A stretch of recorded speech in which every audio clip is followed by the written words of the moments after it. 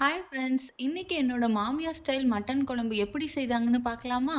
ஒரு மிக்சர் ஜாரில் 1 ஸ்பூன் சோம்பு, பாதாம் 4, முந்திரி 4, பட்டை 1, கிராம்பு 2, ஏலக்காய் 2, வால்நட் 2, கசகசா 1/2 ஸ்பூன், பச்சை மிளகாய் 2, கொஞ்சம் கொத்தமல்லி, ஒரு கைப்பிடி அளவு தேங்காய், இது எல்லாத்தையும் சேர்த்து நல்லா கிரைண்ட் பண்ணி நம்ம தனியாக எடுத்து வச்சுக்கலாம்.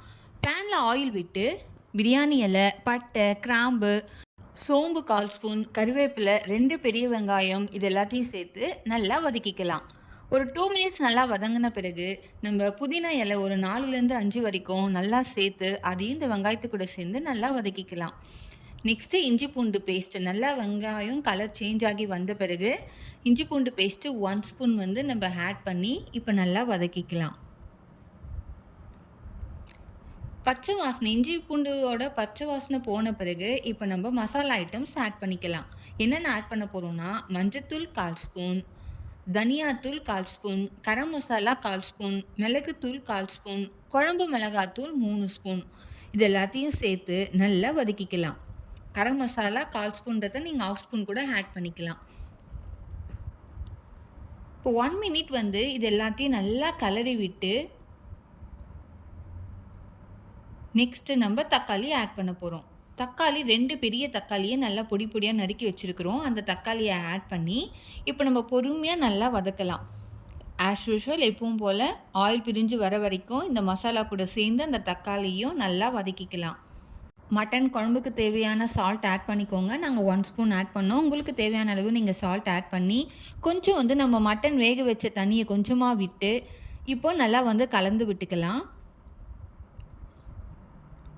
இப்போ நல்லா அந்த மசாலா வந்து தக்காளி கூட சேர்ந்து நல்லா வதங்கி கலர் சேஞ்ச் ஆகி ஆயில் பிரிஞ்சு வந்த பிறகு இப்போ நம்ம ஆல்ரெடி குக் பண்ணி வச்சுருக்கிற மட்டன் ஆல்ரெடி வந்து விசில் விட்டு நாங்கள் ஒரு 8லேருந்து 9 விசில் விட்டு நல்லா மட்டன் வேக வச்சுருக்கிறோம். அந்த மட்டனை வந்து இப்போது நம்ம இந்த ஸ்டேஜில் ஆட் பண்ணி இப்போ அதையும் நல்லா கலந்து விட்டுக்கலாம். நமக்கு எந்த அளவுக்கு குழம்பு வேணுமோ அந்த அளவு வந்து தண்ணி ஆட் பண்ணிக்கோங்க. ரொம்ப தண்ணியாகவும் இருக்கக்கூடாது, ரொம்ப திக்காகவும் இருக்கக்கூடாது. இல்லை உங்களுக்கு கிரேவி மாதிரி வேணும்னாலும் நீங்கள் தண்ணி கம்மியாக வச்சு முன்னாடி எடுத்துக்கலாம். உங்களுக்கு எந்த அளவுக்கு தண்ணி தேவையோ அந்த அளவுக்கு இந்த டைமில் நீங்கள் தண்ணி ஆட் பண்ணி 2 மினிட்ஸ் வந்து நல்லா கொதிக்கட்டும். 2 மினிட்ஸ் நல்லா கொதித்த பிறகு நம்ம கிரைண்ட் பண்ணி வச்சுருக்கிறோம்ல பேஸ்ட்டு, கோகோனட் பேஸ்ட்டு, அந்த பேஸ்ட்டு வந்து இந்த ஸ்டேஜில் நம்ம ஆட் பண்ணி அகைன் வந்து இதை நல்லா வந்து கொதிக்க விடலாம். மேக்ஸிமம் ஒரு 5 to 6 மினிட்ஸ் வந்து இந்த கோகோனட் பேஸ்ட் ஆட் பண்ண பிறகு நல்லா கொதிக்கட்டும். 5 to 6 மினிட்ஸ் ஆன உடனே நம்ம ஆஃப் லெமன் வந்து நல்லா புழிஞ்சு விட்டுக்கலாம். அப்போ தான் வந்து லாஸ்ட்டாக நம்ம ஃபைனலாக ஆட் பண்ணும்போது தான் அந்த புளிப்பு நம்ம ஆட் பண்ணும்போது தான் அந்த டேஸ்ட் வந்து தூக்கலாக இருக்கும். ஸோ 5 மினிட்ஸ் இப்போ கொதித்த பிறகு நம்ம ஆஃப் லெமன் வந்து நல்லா புழிஞ்சு விட்டுக்கலாம். பிழிஞ்சு விட்டு இப்போ நல்லா வந்து கலந்து விடலாம். அகைன் வந்து குழம்பு வந்து நல்லா வந்து கொதிக்கட்டும். அகைன் ஒரு 4 to 5 மினிட்ஸ் நல்லா கொதி வந்த பிறகு ஃபைனலாக நம்ம கொஞ்சம் கொத்தமல்லி தூவி விட்டு கேஸ் ஆஃப் பண்ணிட்டா அவ்வளோதாங்க, மட்டன் குழம்பு ரெடி.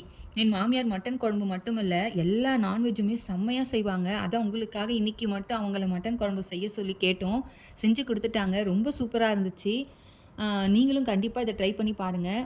ஆனால் எங்கள் மாமியார் கைப்பக்குவம் தான். எது செஞ்சாலுமே அவ்வளோ டேஸ்ட்டாக இருக்கும்.